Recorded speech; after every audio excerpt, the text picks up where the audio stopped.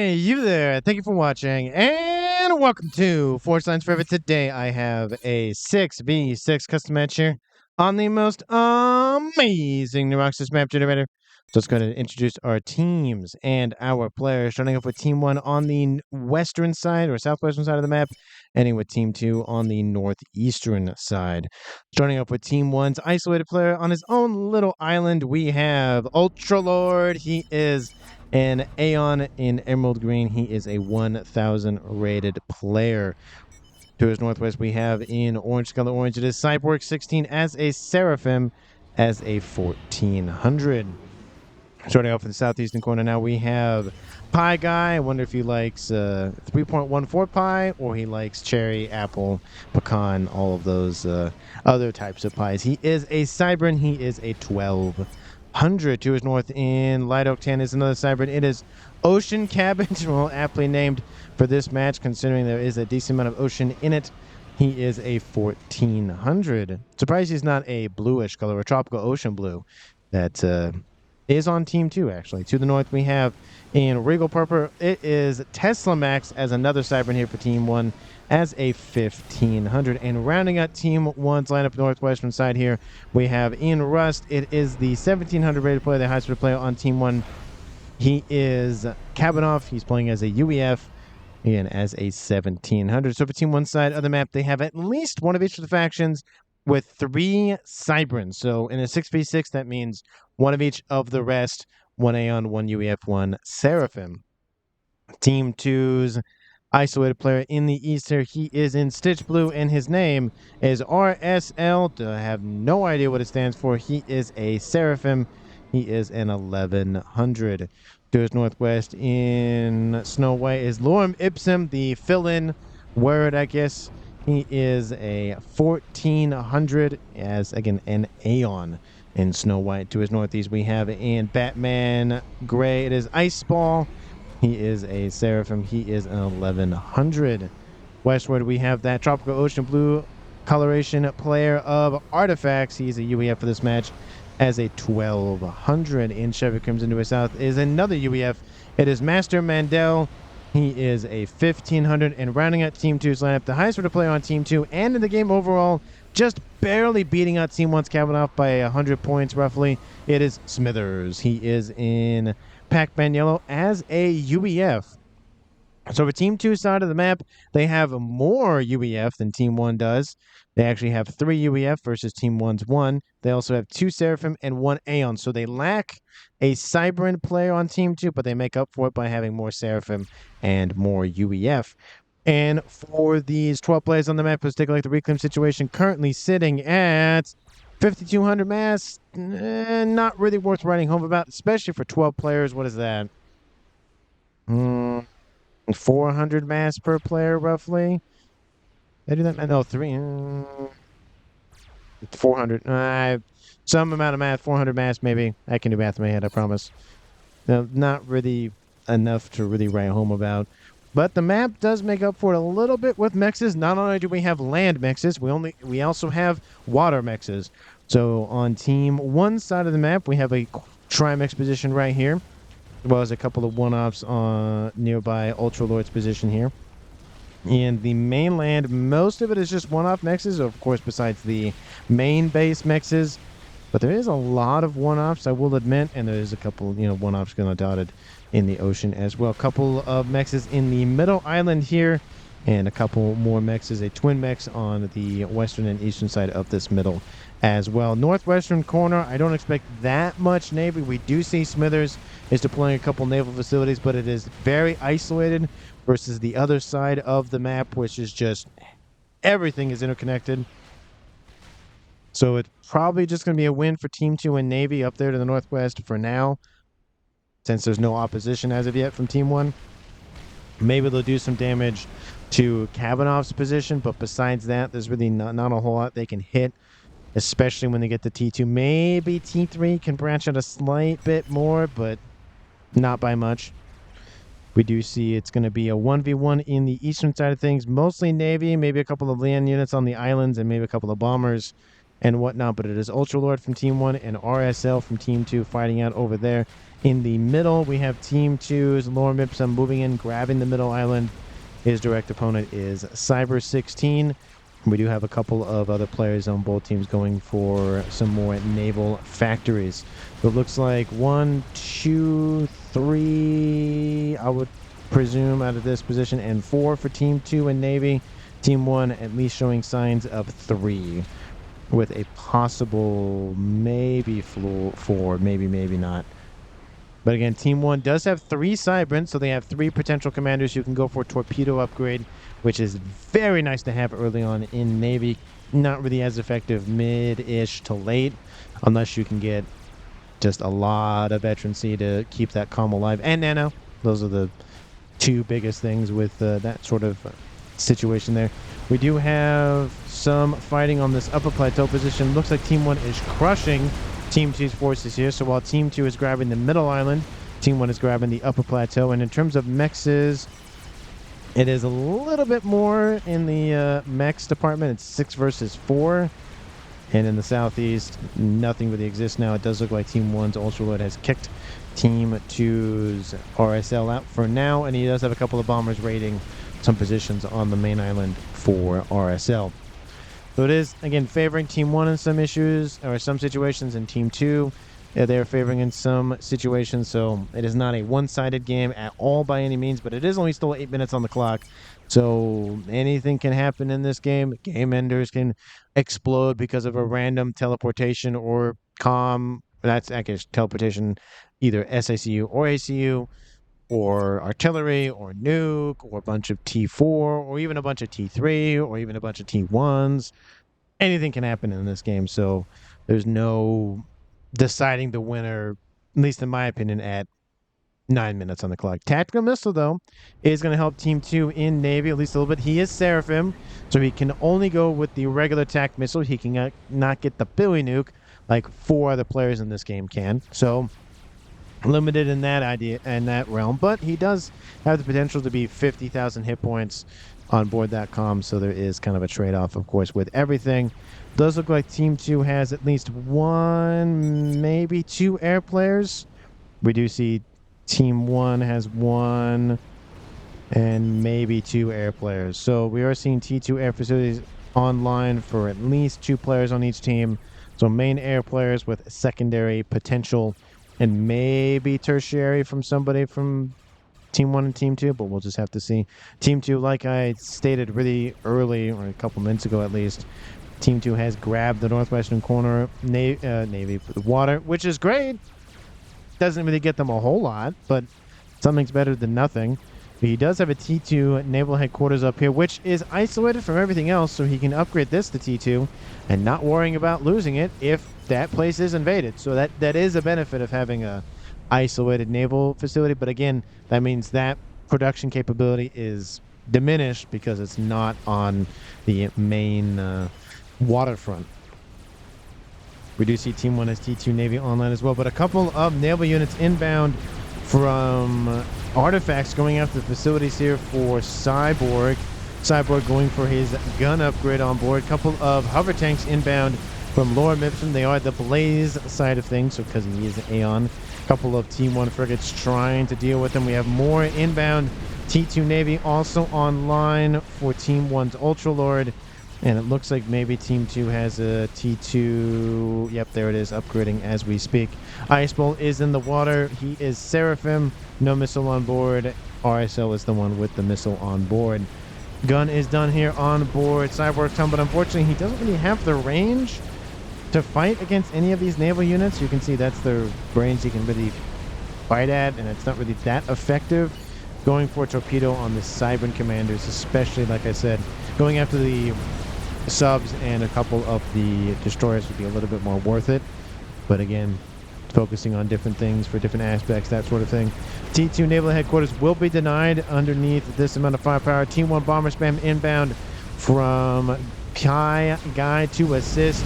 It will not be able to defend that headquarters. It is unfortunate. Well, at least it will eliminate most, if not all, of the hover there. So small victories, but it is a defeat nonetheless. I don't think we've had com action as of yet. Potential here for Team 1 and Team 2 between the high-spirited players on both teams. Yep, there it is. At least confirmed at 12.5 minutes. We do see com action there. We do see more Team 1 bombers stacking up for Tesla Max as well. So there is a lot of bomber spam happening from at least 2 to 3 players on Team 1. And we do see T3 Air Tech is online for both of them as well. Is this going to go for T3? No. Is this going to go for T3? No. It's not yet, but probably soon, I would assume. We have nice little bulwark shields coming online to protect this massive amount of hover inbound from Lord Mimpson. Looks like he's foregoing the naval department and going straight for... Hover can do Navy, right? And as an Aeon, he has a lot more hover units. He has the flak, he has the parashields, technically asylums, he has the blazes. He does have a decent amount of T2 hover, and he has T1 Aurora, so he even has T1 tech in that department as well. So he has a lot of different units available to him in the hover department. Team 1, not as much. 3 of them are Cybran, so they have units that sit underneath the surface of the water. They do have torpedoes on board, so that's something, but that doesn't help against hover. And there is 1 Aeon and 1 Seraphim and 1 UEF, so all of those have hover with varying degrees as well. To the north here we have a couple of T1 sonar systems deployed and a torp launcher to shoo away Smithers. Smithers has dropped not to 75%, but we do see Kamenov just spamming up the T1 torp launchers, essentially saying, no, you're not staying in the water, go away.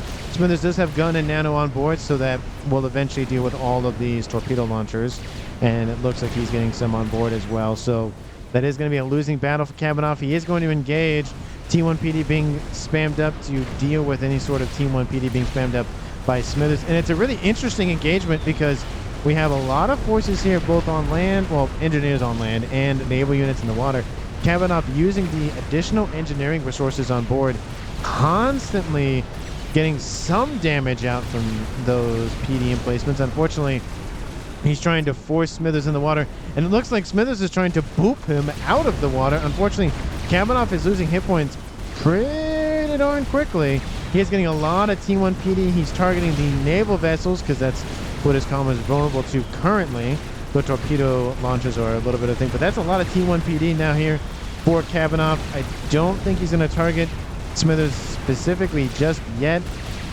He is dropping. Again, he's not in the red just yet, but he's not looking good. I don't know if he's going to make it out of there. Ooh, a couple of bombers over top isn't helping the situation. Overcharging into Kamenov's comm from Smithers, not helping out as well. Another... Oh, he's going to do volatile explosion with E-storages.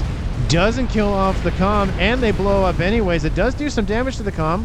Very innovative. I've never seen somebody do that, but unfortunately for Team 1, they will lose their highest-rated player of Kamenov at 16 minutes. But not for lack of trying. I do love the attempt, and I love also the varied E-storages because those are volatile, so they do AoE explosions. So I don't think I've ever seen somebody do that before. So that is something to watch out for, is a comm chasing you down and putting E-storages around you. Have I seen it before? As I stated, no. Will I see it again? Maybe. Who knows? It is definitely a different tactic, but with that, Team 2 now leads the comms left alive at 6v5. Benefit, more APM. Downside, somebody else on Team 1 gets more mass. Usually it's either the second highest rated player or it's an air player, which could be one and the same. But it looks like Tesla Max gains that extra base, so he sits at almost 200 mass income. Smithers is at a little bit over 100, with Ultralord almost at 100. And Pie Guy on one base by himself at 180, which means Team 1 overall is leading the mass income about 75-ish. So it's not heavily in their favor, but again, I'm more concerned about trend lines. Does it continue to go further and further and further ahead, or does it stay about the same, or does it diminish? Because if it stays about the same percentage-wise, not a big deal. If it continues to go up, that's bad for Team 2. Good for Team 1 if you're rooting for Team 1. Bad for Team 2 if you're rooting for Team 2, or if you're Team 2, you know. Some of you who do play these games do watch my videos, so you usually know the outcome if you remember the match. Usually, not always. If you play 2, 3, 4, 5 matches in a day, they kind of all blur together. We do see in the southeast here section more Navy. It is favoring Team 2, especially over here. We have Ultralord's position still kind of fine. His main base is soon to be under attack. We do see a lot of collaboration here from Team 1. Again, there's 3 naval forces here from Team 1, and we do see one kind of a pseudo navy slash hover. Are those under the water? One of them is not, so love the varied positions there. We have a couple of forces inbound from Smithers and some from Artifacts with still only hover check. Oh, look, he is going into the Navy. Look at that. T2 upgrade going immediately. They'll probably go for destroyers or cruisers or both. I don't know. Maybe he'll scale all the way to T3 and go for missile ships. That is a Aeon unique unit, so it is very nice to have in naval engagements. Combine that with Governor or the T2 cruisers from the Seraphim side of things, and a comm or two that has Billy Nuke or attack missile on board, and it's just missile all day. Very beautiful rainbow of missiles, essentially. But it's not a rainbow because it's not multicolored, it's just one color. Well, from this view, it's one color at least. I think the trails are a little different, but anyway. Rapid Restoration Field going online here for Iceball. And he has the Regen Aura online, which I don't think I've ever really seen the Rapid Restoration Field be deployed.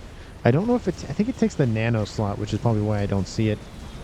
But he does have the Regen Aura. He's going to try to keep some friendly naval units online, so we'll see if that ends up working for him or not. We do see he does have a naval facility of his own in that corner. He is the air player. Man, I just have a couple of air bubbles or whatever in my throat. Anyway, so he's again has access to it now, but shouldn't really focus on it too much because he is the air player, so he is deploying a decent amount of torque bombers inbound to assist with, I would assume, the destroyers, which looks like Team 1 is starting to push back. It looks like it's slightly starting to favor Team 2. And again, Team 1. Laser weapons are being deployed by both teams, which is obviously nice because 99.99999% of the time they don't miss. And I feel like every time I say that, I just add another 0.9 onto it. So eventually, maybe 2 years down the line, it'll be 99.9999999999999, and then maybe I'll just say repeating and be done with it. We do see a couple of governors up here to the north from Smithers, and it looks like he is going to launch an attack with his comm. Is he moving? He's not moving that far in, so he's just moving at least a little bit closer. Go for missile. That's a great position to go for missile, but I do think there's already Team D already deployed, so not going to be as effective as it could be if there, of course, wasn't any there. I am surprised that Team 2 isn't trying to get into this position and try to go after some more bases. We do see there are some cruisers being used to deploy that, but that's an easy fix because that's TMD. You can't counter artillery rounds from a naval unit with TMD. You have to use shielding or just hope that it misses. Does it miss? Not really, but you can always hope for that. Nano Fair started for somebody in the game. I didn't catch who it exactly was. Who was it? It was Tesla Max and Cyborg, both going for Nano. Both of them Seraphim and Cybern. We do see some SACU spamming going down here for Tesla Max. He actually is almost getting dwarfed by Pie Guy's Eco, who again, he's only on one base, so he's doing very well. His counterpart of Ice Bowl at 211. So almost everybody in this game is at 100 mass or more per second, and some of them at almost 250, 200, that sort of thing. And the Ecos, again, still favoring Team 1, but Team 2 is catching up significantly. It's now about 40 to 50 average instead of 75. So that trend line is going down slightly, so it's trying to be a little bit more even rather than a downward slope for upward slope for Team 1's lead.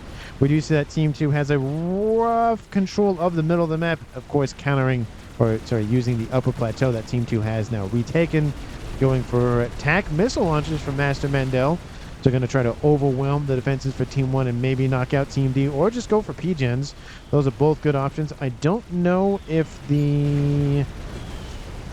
No, not in range of anything in Tesla Max main base, but they could launch a coordinated attack on the base over here that once belonged to Kavanaugh. And unfortunately, if it wasn't for Kavanaugh's death, everybody would have made it past 20 minutes. But no, he had to die. Not had to die, but he died. So not everybody makes it past 20 minutes. Sad, but most matches happen like that. So especially 6v6s and 5v5s and 7v7s. And the very, very, very, very, very rare 8v8s. I have not found an 8v8 yet that has no desync within like 20 minutes. It's very unfortunate. I have not cast in one of those in a very long time, and I really want to, because when do you get to cast an 8v8, or when does the 8v8 even happen?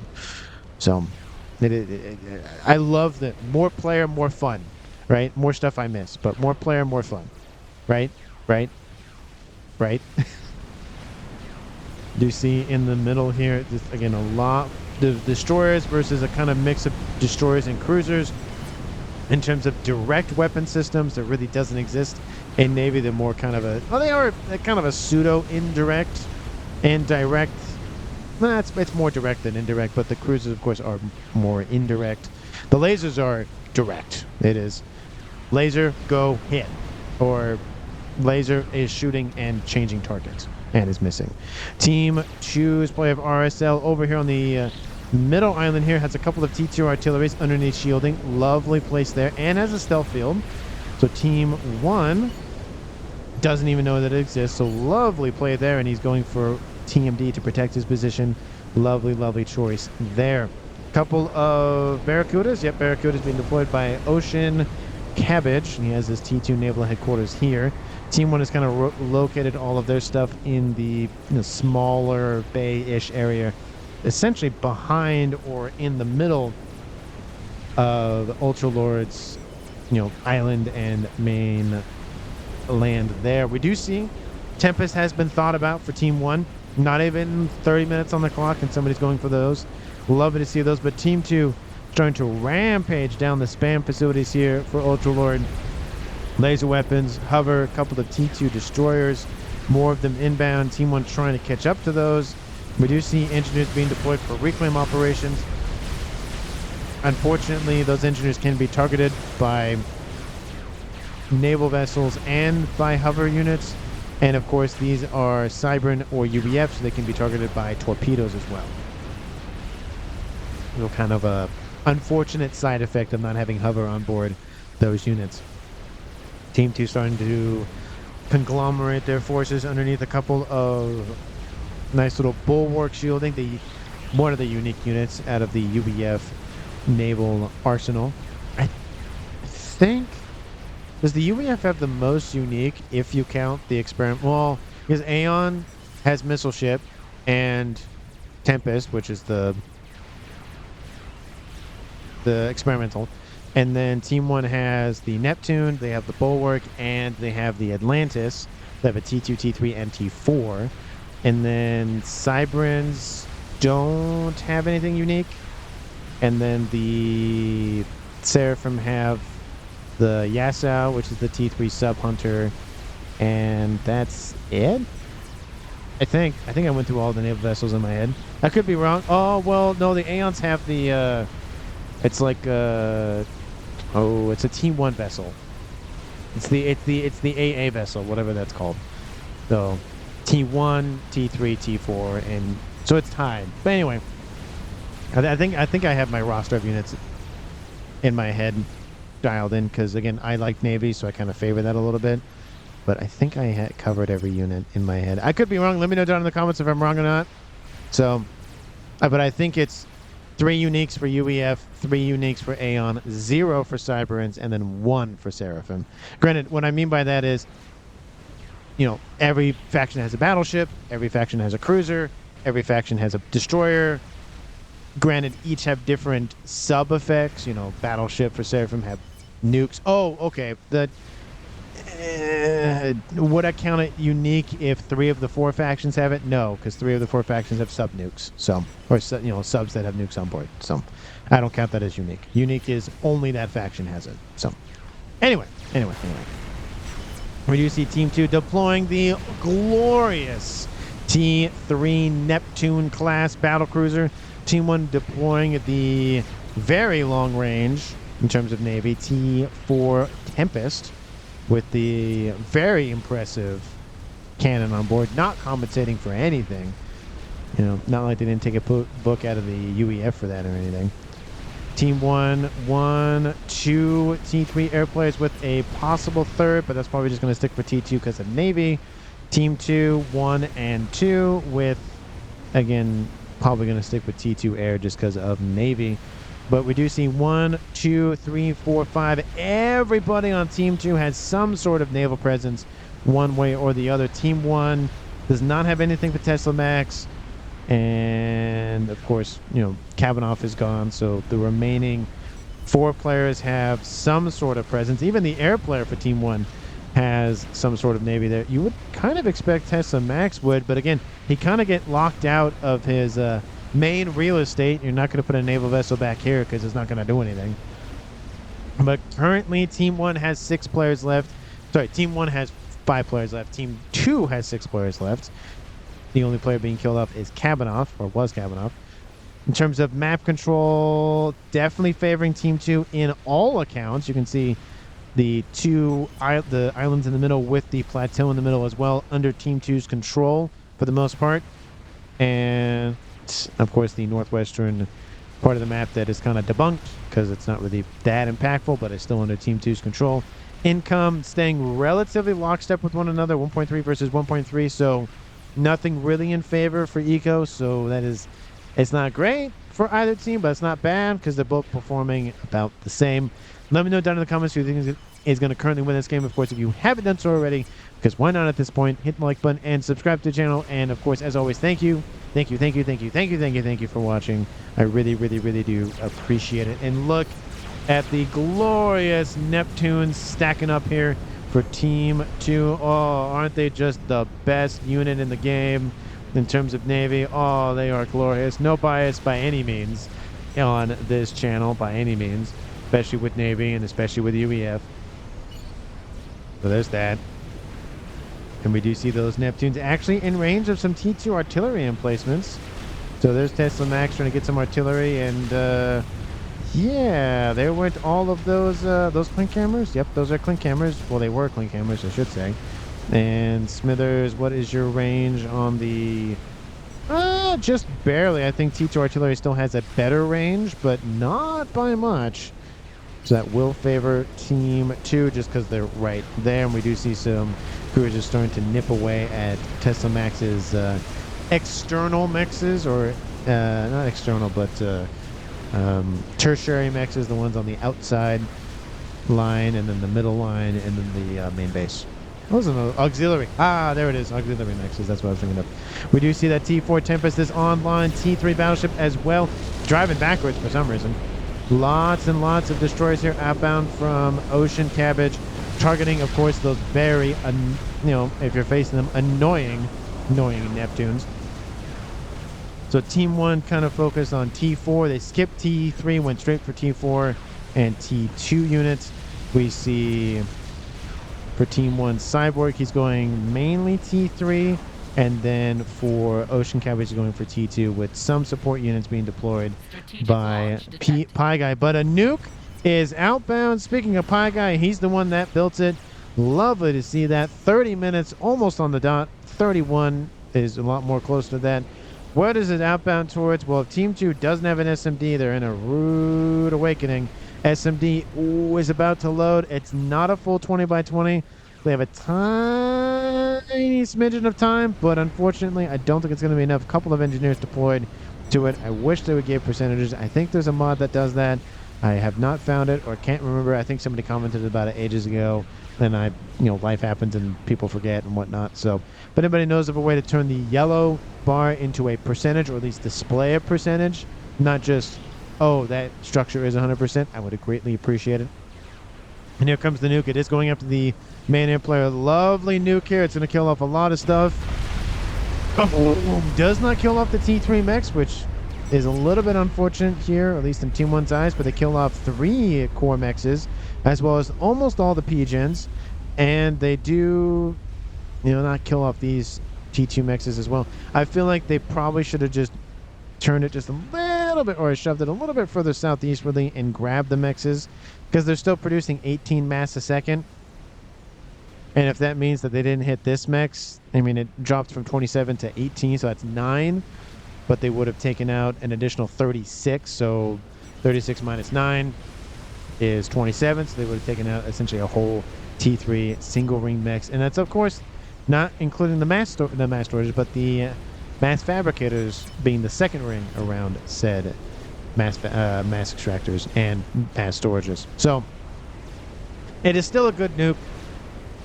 I just feel like it could have been a tightly placed better, or a tiny bit placed better, but that's just me being nitpicky. Sometimes I'm nitpicky with my nukes and my artillery, and shielding. Shielding, artillery, and nukes. Those are like the three things. 75,000 mass kill with that one nuke. Lovely, lovely nuke. Over great, done very, very well. Like I said, targeted a very good thing to go after. I don't think Team 2 really has anything big, but they are going for, oh, it looked like an artillery piece, but that is an air grid being established. And of course, with the main air grid being down for Team 2, somebody has to pick up the slack, and that is going to be in the form of Master Mandel. He already had a T3 air facility online, so it might as well be him. Eastern side here, Team 1 is starting to make some progress with the massive amount of destroyers and T4 unit of the Tempest. Killed off 15 units so far. Nice little AoE, going to kill off, actually going to go further in and actually miss, which is unfortunate. But again, it looks like Team 1's going for more of a T2 spam with the one, experimental battleship.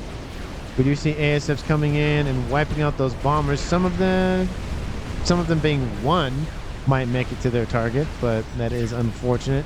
Battleship being deployed, like I said, from Team 1's Cyber 16. Maybe he's going to load a nuke on board. I highly doubt it, but you never know. There's also another one over here. Lots of hover inbound using the island. I don't know if they travel faster on land or over sea or whatever. I don't think they do, because they hover, so they should hover at the same speed. But it does look like Team 1 landed a couple of SACUs up there. One of them died. That is the EMP 409 hit points a second nonsense. We see Ice Bull.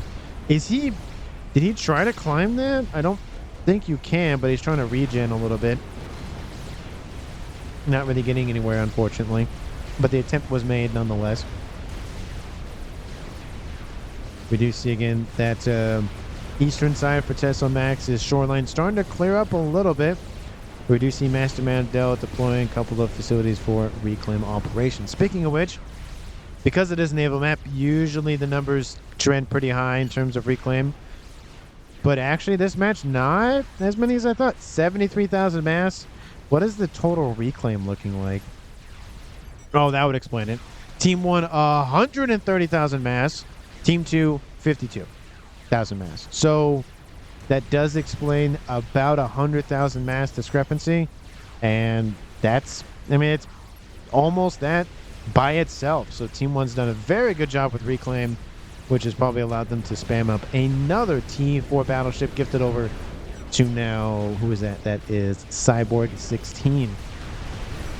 The green units from Ultralord still pushing in, taking out those T2 mexes down here with their torpedoes while targeting more and more units inbound. T3 battleship being deployed by Lorem Ipsum, and maybe we'll see some missile ships if he hasn't already deployed them already. Not really as many Neptunes, and those are actually being shoved back because of the better range on the battleships. That is the one downside with especially T3 mid-ish to late game with the battleship, with the battle cruisers, is they get outranged, and then by the time they get anywhere near the battleships, either 1, 2 are heavily damaged or not really even viable at that point because they get wiped out pretty quickly. So it is the unfortunate thing, but we do see some counter experimental units online in the form of Smithers deploying a couple of Atlanti or Atlantes, because some people like it when I say one and some people like it when I say the other word, so I use both at the same time to make everybody happy, and whoever doesn't like either of those, I'm sorry. Can't remember if there's another one. Atlantis maybe I'll see 3 of them at the same time. Anyway, SMD pointed out by Pie Guy. There is an SMD. It is loaded. 36 minutes on the clock. Nobody has died since Kabanoff at 16 minutes, I think is what it was. So 20 minutes have gone by, but Team 2, speaking of which, I think I jinxed it, for RSL. First kill of the game goes to Ultralord for Team 1. Looks like they just went for the comm on the shoreline, blitzed them down. It could have been a mix of a kill and a control K kind of thing, but still, the kill was credited to Ultralord, so it is a now official 5v5 game in favor of nobody because it's a 5v5 game. We do see a satellite being deployed by Team 1 Tesla Max. He did inherit it. UEF Tech, and there is the satellite. Lovely satellite. Very useful for taking out T3 mexes, for just providing constant vision on the other side of the map. I do love it. Again, anything can be spammy. Anything can be annoying to deal with in large quantities, so it's just how it is. You know, one satellite isn't a pain, but 10 of them are. One artillery isn't really a pain, but 10 of them are. What's another? One nuke isn't really that bad, but 10 of them are. So, you know, again, that's why I give the 1,000 of anything will kill anything thing. Just because, you know, it just comes a point where it's like, yes, yeah, annoying that somebody built 6 or 8 of them, or 10 of them, or 12 of them, or I think the most I've seen is 15. I think it was 15. But anyway, I get it. I really do. But, you know, other players can build other things that are the same annoyingness in large numbers too. So it is a two-way street on that front. We do see that the satellite is focusing on Smithers to try to scale back his eco, especially... Well, actually, no. He gifted that base over to Lorem Ipsum, so actually he doesn't have double eco. Team 1 and Team 2, 1.7k mass for each of them. Airfight happens over top. A mix of Team 1 and Team 2's forces. Looks like it will partially favor Team 1. It's an only red Air Force from Team 1 and a little bit of Chevy Crimson and Batman. Oh, we have a couple of AA on board. These destroyers, not great, but it is cruisers. Missile ship being deployed, and then it immediately gets yeeted by Team 2. Just absolutely annihilated. I make a comment about it, and either it launches, or it explodes, or somebody dies, or something. And just Caster has to make a comment about it, and either good things happen or bad things happen. But something will happen, normally. All the time? No. But usually. It is of course, like I said, the Atlantis versus the Tempest. And I love the versatility of the Tempest, of course, because you can deploy naval units on board. The Atlantis is an aircraft carrier, so you can deploy air units. The only downside to UEF Tech, though, is they don't have a dedicated aircraft carrier unless you build the Atlantis. All the other factions have, you know, essentially an aircraft carrier. Not essentially, but they have an aircraft carrier, so that is one downside of UEF Navy, which you don't see them, you know, which is why, yeah, UEF is not super popular in Phantoms, especially the Navy Phantoms, for that particular region, because instead of deploying a bunch of air factories, you can just build a bunch of aircraft carriers and call it a day, and there you go. There's your air facilities. They're mobile, too, and they have good AA, so good mix of everything, except direct weapons. The direct weapons aren't great. Battleship stacking up here for Team 2. It is the Summit class, given there are 3 UEF players on Team 2, or at least they started with 3 UEF. Kind of makes sense that there's going to be a little bit more percentage of those. Aeons deploying their battleships over here to the east. It is an Aeon v Aeon affair with Cybrins mixed in. It does look like everything that Pie Guy and Ocean Cabbage are building essentially gets donated to one of 2. But it does look like Ocean of Cabbage is keeping his battleships for the most part. He's using those to defend and deploy against the hordes of Atlantises being built here and deployed by Team 1's Smithers. There's 6 of them on screen, trying to get them in maybe a possible thumbnail, but not really super successful. There was another nuke deployed, I would assume by Team 1, but we'll see exactly where it was. Yep, there's the nuke. It is outbound from Pie Guy. And it is going for a base or something on Team 2 side of the map. Gunship starting to roam around. It is broadsword. Not good for Team 1 if it gets anywhere vital. Again, that one satellite might be a target. Second one has been thought about and soon to be started. SMBs should be loaded somewhere. No. I think they thread the needle with the SMDs. Great nuke there here by Pie Guy. and it's going to land and take out a bunch more stuff for Team 2. Come on! There it goes. Air headquarters is gone. 5 mexes are gone. Pigeons are gone. Lovely, lovely nuke. Second one here from Team 1's Pie Guy.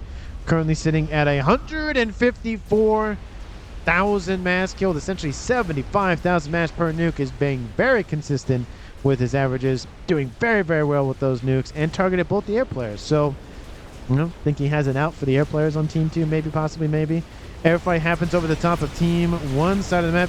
And Cyborg 16 is targeted. Why aren't you going into the water? That'd be a safer bet than those gunships shooting at you. He will drop almost into the red. No, he will not drop into the red, but just barely. 1, 2, 3, 4, 5, 6, 7 of those experimental submarines being deployed against one lonely little Tempest. It's just trying to live in this world. It's just trying to have some fun. Nice mass dump, says Cyborg. I wouldn't say it was a super mass dump, but a lot of ASFs and gunships were killed, to be fair. And look at this, Atlanti.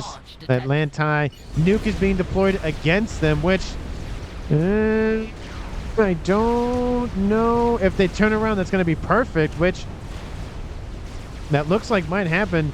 The Atlantis is gone. If the nuke is fast enough, it might be enough to kill off maybe 3 or 4 of them, which could definitely turn the tide in this fight. Here comes the nuke. It's making its curve. It'll probably kill a couple of battleships off as well. Oh, kills off 3 Atlantises, and 1 battleship. Battleship not as important, but 3 of them knocking almost half of the firepower out in one burst. We see subs inbound from Team 2's artifacts. We have him deploying his own nuke as well. It was just built recently. And we do see an attack in the northwest by Team 1. They've taken the northwestern corner. Nice job there from Tesla Max. Using the satellite to assist as well. What is this over? Oh, that might be the thumbnail. I don't know. In the north. Somebody control K possibly? Yeah, Smithers control K. It doesn't look like there's any ASFs nearby. Transport did die. Maybe, possibly, maybe. That looks like a strap bomber, to be fair. Maybe not. It could be possibly a legit control K. I highly doubt it was a transport knocking him out, but the transport did die in the AoE, so maybe, maybe not. Get some AA because he's behind on air, ramping up air production significantly right now. Ah, yes, the danger. Looks like Smithers was talking about something, and then it was possible control K. I don't know. It didn't seem like there were any ASFs or anything nearby from Team 1, so yeah, it could be just a straight control K. Anyway, it is now a 5v4 for the first time in the game. Team 1 is winning the comms left alive race at 5v4. And again, that Scathis is a little scary. I don't say that much about Scathi, but in a situation where 2 of the bases, the air bases, are, they're gone, or they're licking their wounds and rebuilding. Team 2 getting a nuke online.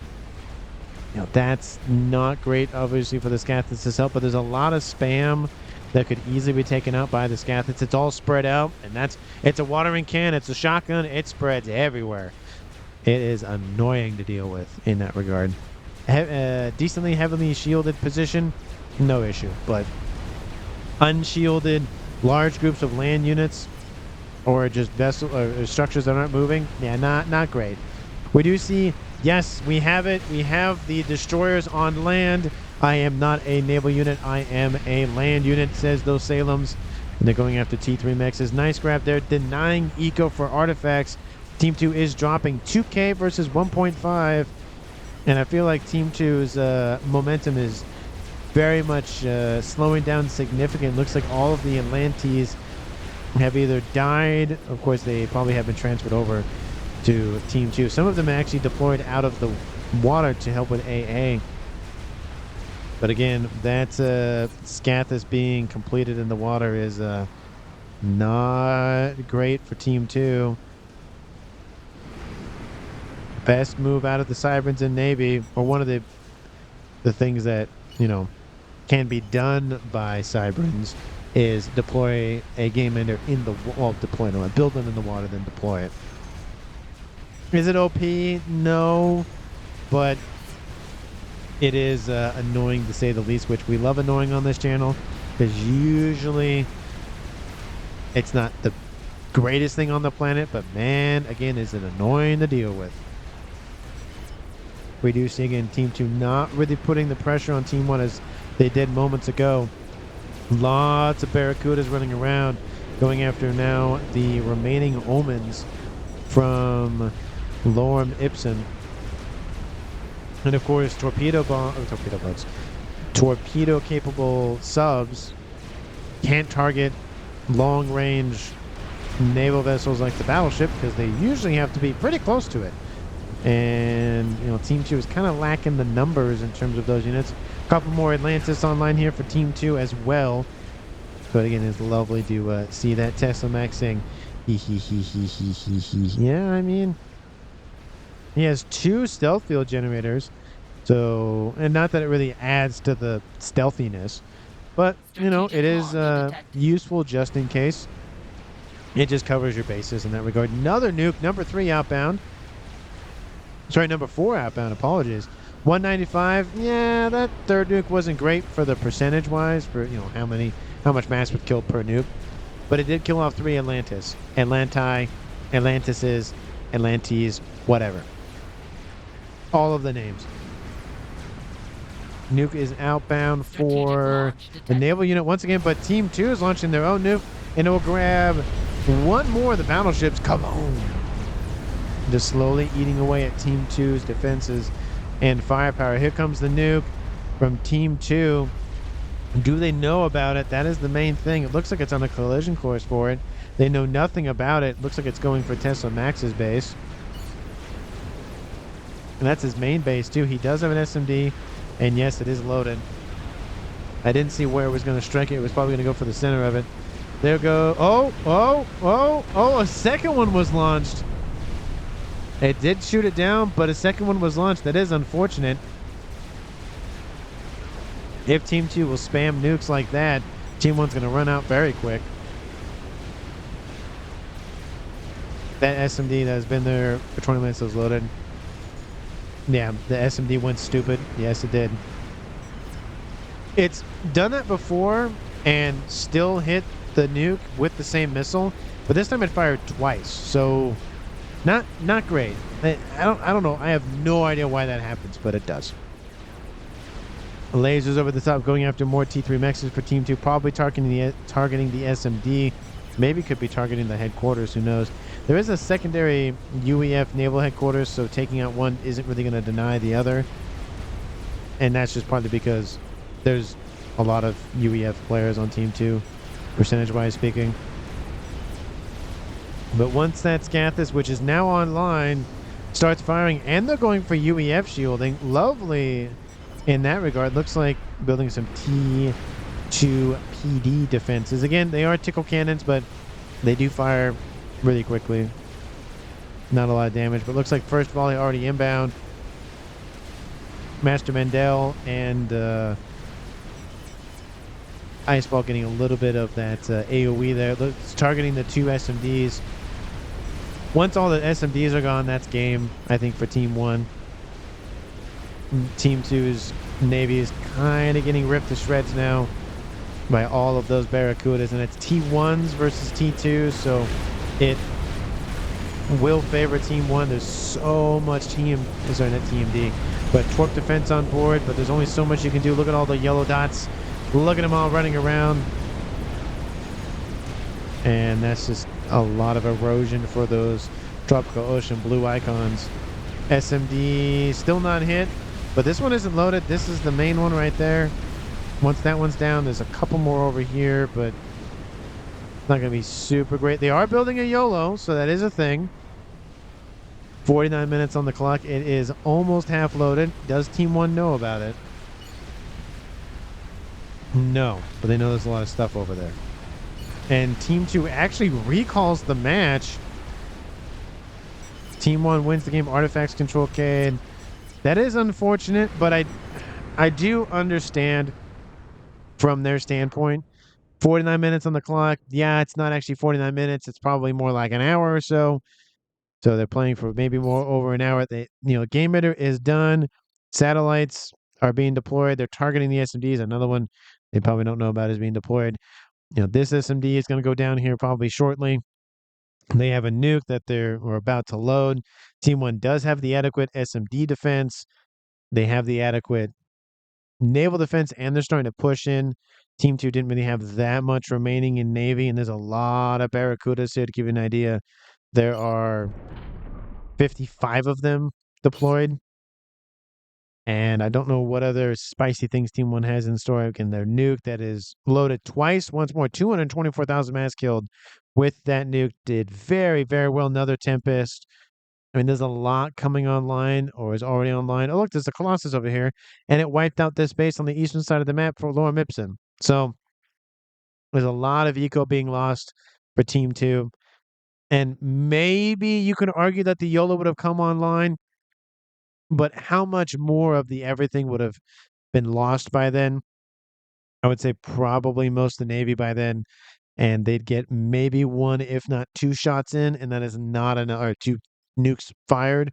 That's not enough to win this game. So I understand it's not the most glorious ending by all means, but from a standpoint of time, energy, investment, probability that you're going to win, I mean, it would be different if it was done, but it is still half built. So it's half built, and then it needs to be loaded, and then fired, and then travel across the map, and then reloaded, and that takes a lot of time. But I do think Team 2, I think, made the right call with what was available to them. Granted, we have all vision, they don't. But I mean, they knew about the Colossus, knew about the game ender of the Scathai, they knew about Scathus, they knew about the satellites, they knew about the nuke, and they could see the naval pressure just starting to get to where it's going to start to overpower them. So, for those reasons, I will agree with Team 2's assessment. But again, let me know down in the comments if you agree or not. MVP for me is a mix between Tesla Max and Pie Guy. I think the nuke did very, very well. I think taking out both of the air grids, air players essentially, did very, very well. It kept not kept them, but it gained them air control, pushed a lot of the pressure off of the naval units. Team 1 elsewhere could focus on going for maybe some battleships, a lot of Barracudas, because torp bombers are a really nice counter to subs, and that's what Team 1 deployed. Kind of surprised they didn't deploy Yassaus, but looks like Team 1, who was at Ocean, not Ocean, but Cyborg 16 was focused on just the battleships instead. But anyway,